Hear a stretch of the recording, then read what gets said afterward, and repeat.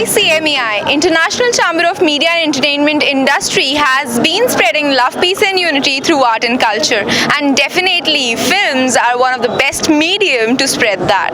Hello ladies and gentlemen, I Shreeya Katyal welcome you all to today's talk. I'm at Marwah Studios and today I'm in conversation with a Bosnian film director and screenwriter, Mrs. Aida Begic. Hello ma'am, welcome to Marwah Studios today. Thank you. So first of all, I would like to know, why did you decide to be a director, a film director? What inspired you? Well, I always wanted to express myself and I wasn't sure which art I should choose, whether it will be music or literature or painting. So finally I thought that the combination of all my abilities and all my interests can come in one, in directing and in filmmaking. Beautiful. So what do you believe that to be a director, what is that one thing one must have? So first of all, it's a very hard job. So you have to be very dedicated and you have to be ready to be very consistent in what you are trying to do. Because for the project in Bosnia, for example, and mainly in Europe, you need 3, sometimes 5 years to make it become true. So I think this dedication, the strength and ability to gather people together, and of course to have something to say. You have to be able to have an idea and be able to express that idea into something concrete. So now my next question is that something to say. From where does that something to say come from? It always comes from, first of all, from your point of view, the way how you see the world, but it comes from the inside, from the heart. So basically you should have something to share with other people. Because first of all, I consider cinema as a possibility of communication, making bridges, knowing each other. So we share emotions and the stories. It's a storytelling, which is the oldest need of human beings. So cinema is just contemporary way of telling stories.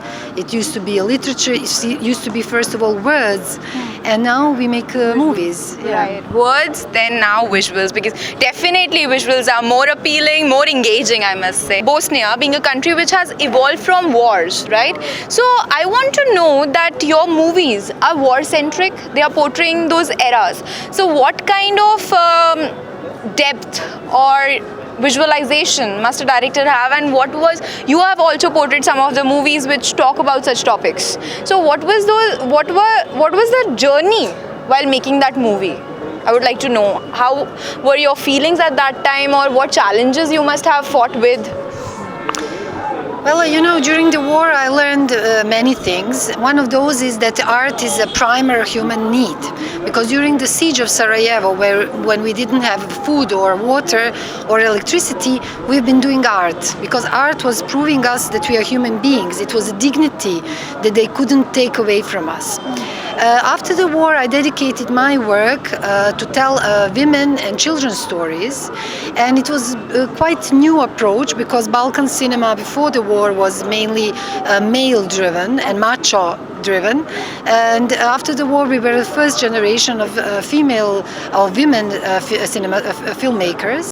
And we changed the discourse and the sensibility of the Balkan cinema. So my movies are about women who are my heroines, who are heroes of war and after-war struggles. So I'm trying to portray those strong and beautiful women who went through a lot and still stayed beautiful. So that's my main goal in cinema that I'm doing. Beautiful thought, I must say.